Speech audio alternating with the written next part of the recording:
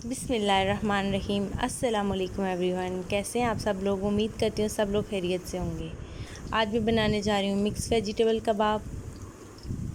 उसके लिए मैंने लिए हैं जी आलू, मैंने ले लिए हैं 2 अदद बड़े साइज़ के। इस तरह से मैंने मैश कर लिया है इन्हें। सब्ज़ियाँ इसके अंदर अब ऐड करूँगी मैं। शिमला मिर्च मैंने ली है हाफ़ बड़े साइज़ की, और उसके बाद मैंने प्याज लिया है मीडियम साइज़ का। टमाटर भी मैंने लिया है मीडियम साइज़ का, इस तरह से काट लिया है। पुदीना लिया है मैंने थोड़ा सा। 1 अदद मैंने सब्ज़ मिर्च ली है।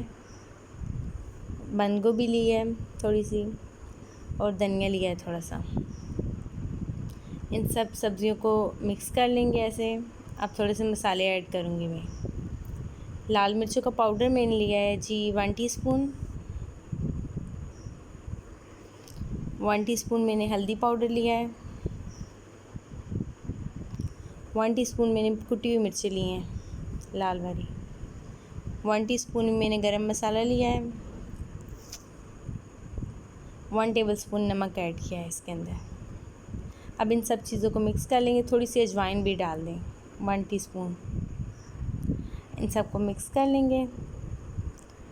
अब हम इसकी कोटिंग के लिए बेसन तैयार करेंगे। बेसन मैंने ले लिया है 1 कप। उसमें नमक लिया है 1 टीस्पून।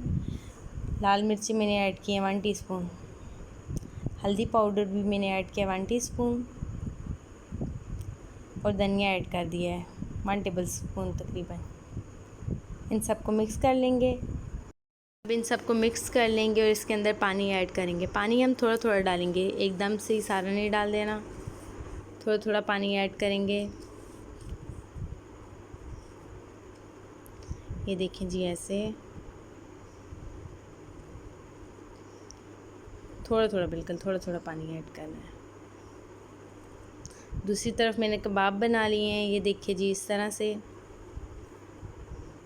और बेसन को मैंने इतना थिक रखा है, ये देखिए जी ऐसे होना चाहिए। अब हम कबाबों को फ्राई करने के लिए मैंने पैन में ऑयल ले लिया है। उसको गर्म करने के लिए चूल्हे पे चढ़ा लिया है। ये देखिए जी ऑयल तकरीबन गर्म हो चुका है। अब मैं इसके अंदर कबाब डालूँगी।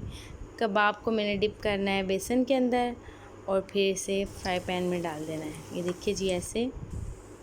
अब मैं एक आपके सामने करके दिखाती हूँ। आपको इस तरह से कोटिंग कर लेनी है। आप देखना है कबाब टूटे ना, बड़े एहतियात से करना है।